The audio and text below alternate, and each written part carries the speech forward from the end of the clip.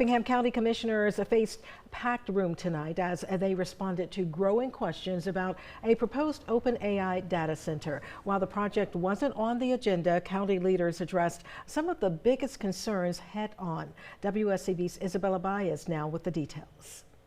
Even though the data center was not on tonight's agenda, Effingham County commissioners brought it up themselves to address concerns they have seen circulating on social media.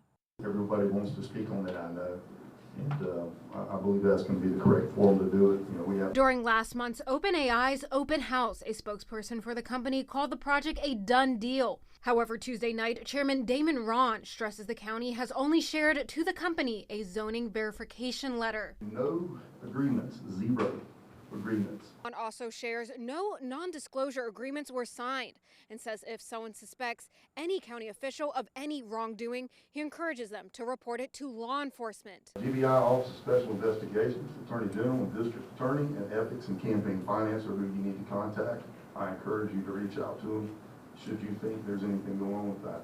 Tuesday night's commissioner meeting was a packed house, and some in attendance wore shirts advocating against the data center, a topic that had no public comment due to it not being on the agenda. However, WSAV spoke to attendees after the meeting, asking what their reactions were to the commissioner's statements. I feel like when they actually said there was no NDAs, it kind of made a lot of us actually feel worse, because it means, okay, we at least thought you were at least being held legally, not being able to talk about it, but instead you just chose not to talk to us at all about it. I, at the end of the day, don't think this is a done deal. Many states have come even further. Right when they were starting construction, we're able to start even at the construction part. Commissioner Beth Helmley says she wants to plan a date where residents and officials could have a public discussion about the data centers. She says she's hoping to meet before the end of August. Reporting in Springfield, I'm Isabella Baez, WSAV News 3. On your side. Meanwhile, two meetings in Bullock County tonight could have a big impact on the future of data centers in the area. While county commissioners delayed a vote that could limit where they're built, a Statesboro panel moved on a proposal that's a project one step closer to reality. WSAV's Evan Smoke has the details. Tuesday night, the Bullock County Board of Commissioners met and discussed a potential text amendment that would essentially ban data centers as a permitted use in the unincorporated areas of the county. Not everyone was on board. If we want to talk about getting the verification of their power, all the technical recommendations you did, we can build that into the regulation. Or we can bury our head in the sand and hope that this protects us. I don't think that it will. The measure was eventually tabled for 30 days by a vote of 3-2. If we place a ban in place, what does that do? I think that the commissioners have some concerns about, we don't want to do an outright ban. And there was some discussion with legal counsel tonight that we could move forward with the language in this text amendment and then go back and add zoning later. And I think that there's some confusion about that. At the same time Tuesday, the Statesboro Planning Commission met and recommended approval of a zoning change that could pave the way for a proposed 27-acre data center inside the city limits off of Burkhalter Road. Specifically, this project, as I mentioned, it is just for the zoning. The comprehensive plan does support the office and business district on this location. So for me, specifically when it comes to the zoning, that's the real nuts and bolts of it, is that it follows the comprehensive plan. Tuesday's zoning recommendation will now go before the Statesboro City Council. A separate application will need to be submitted and approved to build the data center if the zoning is changed. Reporting in Statesboro, Evan Smoke, WSAV News 3, on your side. New tonight, Bluffton police have arrested a 67-year-old man on a child sexual exploitation charge. Police say Pedro Rivera was arrested and charged with third-degree sexual exploitation of a minor. The investigation began in June after the South Carolina Attorney General's office received a cyber tip from the National Center for Missing and Exploited Children. Investigators say they found child sexual abuse material during their search at his home in the Pine Ridge community. Rivera was taken to the Beaufort County Detention Center.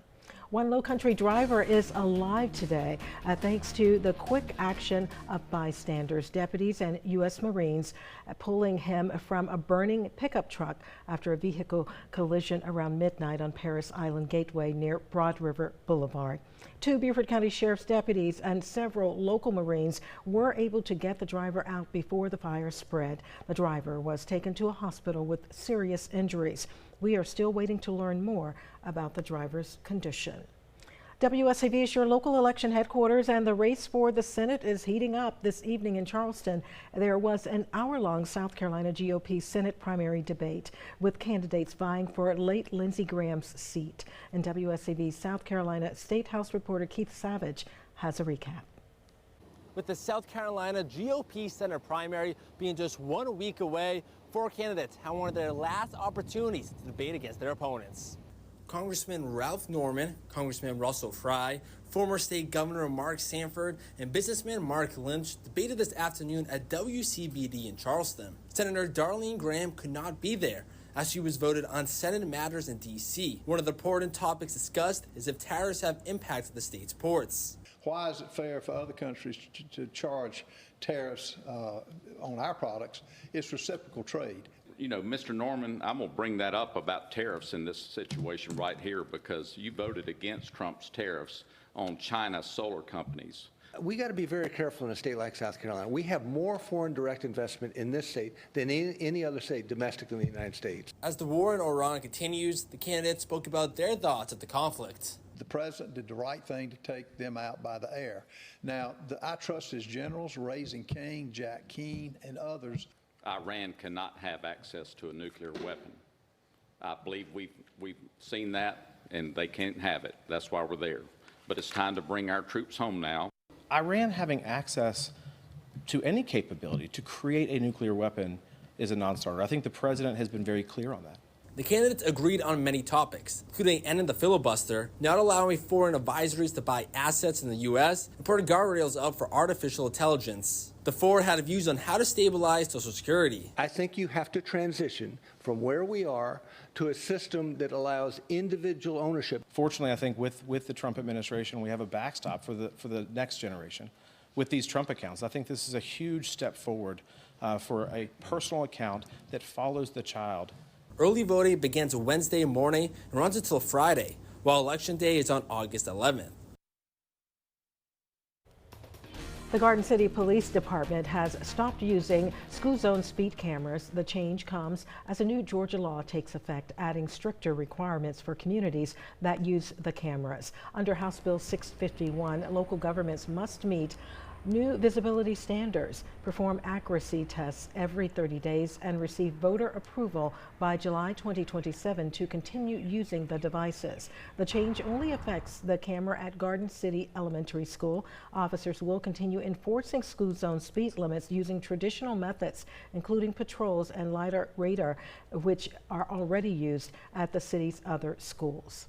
A local animal rescue raising concerns after someone broke in and abandoned a dog there last week. Staff at Renegade Paws say this kind of dumping does more than create a security issue. They say it can take away space and resources from other dogs that may be facing euthanasia. WSAV's Jillian Coles explains. Jennifer Taylor here at Renegade Paws says someone's been coming onto their property multiple times taking laundry detergent in the middle of the night. This time, this dog named Denzel was left behind. And while they say he's welcome here at Renegade, dumping dogs like this could lead to many problems. We were going to that side door to use that yard, and one of my staff was like, hey, whose dog is this? A typical day for staff at Renegade Paws, but now with one more abandoned dog in their care. We went out and we saw him out there and we were like, okay, well, bring him inside. Director Jennifer Taylor says this comes after months of break-ins have affected the organization. Well, we're not really sure if it's the same person. It could be, but we did have somebody come steal all of our detergent 3 or 4 nights in a row.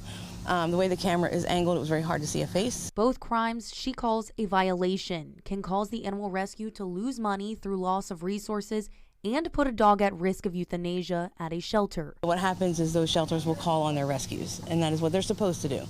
So they call on us to come get a dog, and we commit to those dogs. But when we have a dog dumped here that we weren't planning for, that throws off the whole system. When they get full, there's no choice but to euthanize dogs. And not only that, but the worker-to-dog ratio gets thrown off at the rescue, causing concern about quality of care. Taylor tells WSAV she receives an average of 17 surrender calls a day. She urges folks to check every resource before making that decision to give up a pet. Ask your cousin, ask your brother, ask all your friends. Post it on your Facebook or your social media to get someone to foster that dog, because then a rescue is more likely to help you. You can find how to adopt or foster Denzel and other animals, as well as resources to take care of your own animals on WSAV.com. In Savannah, Jillian Coles, WSAV News 3, on your side.